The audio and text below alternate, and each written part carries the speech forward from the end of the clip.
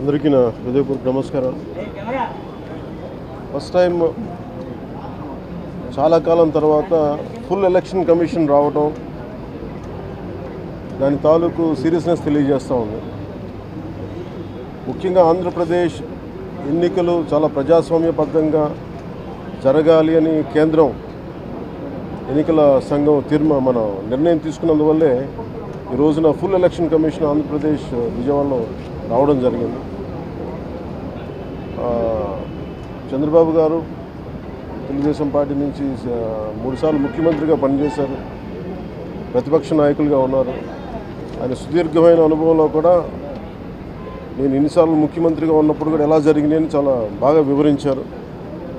ఎంత fair election జరగడానికి ఆయన సాయశక్తులు ఎలా కృషి చేశారో చెప్పారు. జనసేన తరపు అలాగే వైసీపీ ఏమేం చేసింది ఇప్పుడు దాకా, దొంగ ఓట్లు ఎలా రిజిస్టర్ చేశారు, చంద్రగిరి ఇందాక మీరు చెప్పినట్టు చంద్రగిరిలో దాదాపు 1,00,000 పైచిలకు ఓట్లు దొంగ ఓట్లు నమోదు చేస్తే దాదాపు దాంట్లో 1/4 ఆల్మోస్ట్ దాన్ని యాక్సెప్ట్ చేశారు. ఇలా ప్రతి చోట ప్రతి నియోజకవర్గంలో ప్రతి బూత్లో ఏ స్థాయిలో దొంగ ఓట్లు నమోదవుతున్నాయి, ఎలా తీసేయాలి, వీటి మీద చాలా స్పష్టంగా వివరించారు. జనసేన తరపు నుంచి నేను ప్రత్యేకంగా వివరించింది ఎలక్షన్ కమిషన్కి, మా వైసీపీ ప్రభుత్వం వచ్చినప్పటి నుంచి లా అండ్ ఆర్డర్ కంప్లీట్గా దిగజారిపోయింది. ఎవరన్నా ప్రజాస్వామ్య హాని జరుగుతుంటే గొంతెత్తితే పొలిటికల్ పార్టీస్ కానీ వ్యక్తులు కానీ ప్రైవేట్ వ్యక్తులు కానీ వాళ్ళందరి మీద కేసులు ఎలా పడుతున్నాయి, కేసులు ఎలా చేస్తున్నాయి, ముఖ్యంగా బైండ్ ఓవర్ కేసులు ప్రత్యేకించి పొలిటికల్ పార్టీ టీడీపీ వారి మీద కానీ జనసేన కార్యకర్తల మీద కానీ ఇవన్నీ చాలా క్లియర్గా తెలియజెప్పడం జరిగింది వారికి. అలాగే పోలీసు అధికారులని ఇప్పుడు సడన్గా మారుస్తూ ఉన్నారు. లాస్ట్ 2 నెలలుగా మార్చేస్తూ ఉన్నారు. మళ్ళీ ఎన్నికలు సంఘం వచ్చేటప్పటికి మళ్ళీ వాళ్ళకి కావాల్సిన అధికారులను తిరిగి అక్కడ వేయించుకునేలాగా తీసుకొచ్చిన ప్రణాళికలు చేస్తాం, అది కూడా బలంగా తెలియజేస్తాం. అలాగే మహిళా కానిస్టేబుల్స్ ప్రత్యేకించి సంబంధం లేని చోట్ల వాళ్ళు దాదాపు 87 నియోజకవర్గాల్లో వాళ్ళు పెట్టారు, అది వాళ్ళు దూరం చేయమని ప్రత్యేకంగా ఆయన వివరించారు.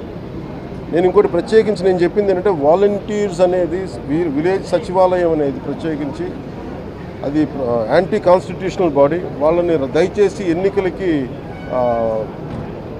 సమయంలో వాళ్ళని ఉపయోగించొద్దని చెప్పి ప్రత్యేకించి విన్నవించాం. అలాగే మేము కోరుకుంది ఏంటంటే మీరు కనుక సంపూర్ణంగా దీని వైపు చూడకపోతే, దీనికి పారదర్శకత కన్నా దీని ఎలక్షన్లు చేయకపోతే ఇక్కడ ప్రజాస్వామ్యం కూని అయిపోద్ది, ఇక్కడ హింస ఎక్కువైపోద్ది. అలాగే గత స్థానిక ఎన్నికల్లో కూడా ఏ స్థాయిలో కనీసం ఒక దళిత యువకుడు లాంటి ఒక కనీసం నామినేషన్ వేసే పరిస్థితిలో కూడా లేదు, అందరినీ చేశారని చెప్పి ప్రత్యేకించి అది వివరించాం. ఖచ్చితంగా వాళ్ళు ఒకటే ఎన్నికల ప్రధానాధికారి ఒకటే చెప్పారు, ఆయన CEO, మేము చాలా కట్టుబడి ఉన్నాం, ఫ్రీ అండ్ ఫెయిర్ ఎలక్షన్ జరిగేలా కట్టుబడి ఉన్నాం అని చెప్పి అంత భరోసాగా ఎప్పుడు మాట్లాడటం. ఖచ్చితంగా ఇది కేంద్రం చాలా సీరియస్గా తీసుకున్న ఆంధ్రప్రదేశ్ ఎలక్షన్స్లోనే తెలియజేస్తూ ఉంది. ఈసారి ఫ్రీ అండ్ ఫెయిర్ ఎలక్షన్స్ ఉంటాయి, ప్రభుత్వాలు మారుతాయి అనే నేను మనస్ఫూర్తిగా నమ్ముతున్నాను. అలాగే ఈ పరిస్థితుల్లో కేంద్ర ఎన్నికల సంఘం ప్రధానాధికారులందరికీ కూడా ప్రత్యేక ధన్యవాదాలు తెలియజేసుకుంటాను.